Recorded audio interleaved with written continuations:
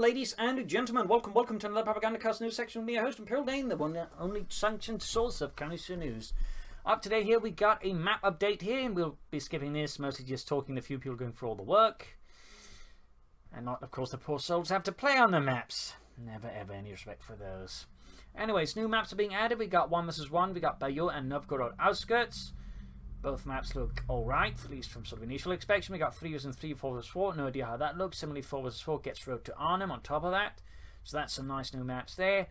What in the map being removed pool, we got 1 vs 1, it's West Wall. Had some issues there. I feel like it tends to boil down to just a few sort of critical issues whenever a map is bad, and one of them is usually cut-off points being a problem.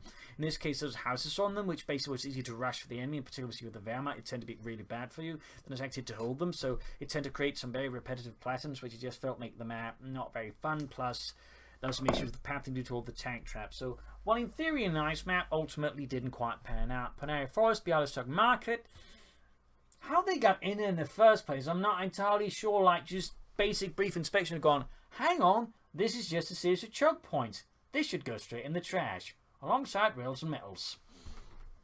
Sadly, that one's yet to arrive there, but one day I hope rails and metals get chucked into the trash. It deserves it. Moving on, lots of maps being reworked. We got Nexus, Langroscaire, the Kolotny Fell, I feel they've all been done, so that's nothing new there. Angerville crossing the woods Arnhem checkpoint for 1 vs 1. That'll be interesting to see. They haven't quite seen the maps yet, but they're busy. But you know, that should hopefully be some improvements there overall to how they're played out. Similarly, 2 vs 2, Fields and Winning Conduct, Eindhoven Country, Lines of Defiance, Crossing the Woods. I probably had a bit of influence on Lines of Defiance after I complained about it very loudly. I don't like that map, but hopefully it's a bit more likeable now. And then 3 vs 3. 4 vs 4. A lot of maps, most of which I don't really have much experience with, so I can't really say much there, but overall it's nice to see. There's still being a lot of effort being put into the game, not just patching, but also working on maps and improving them.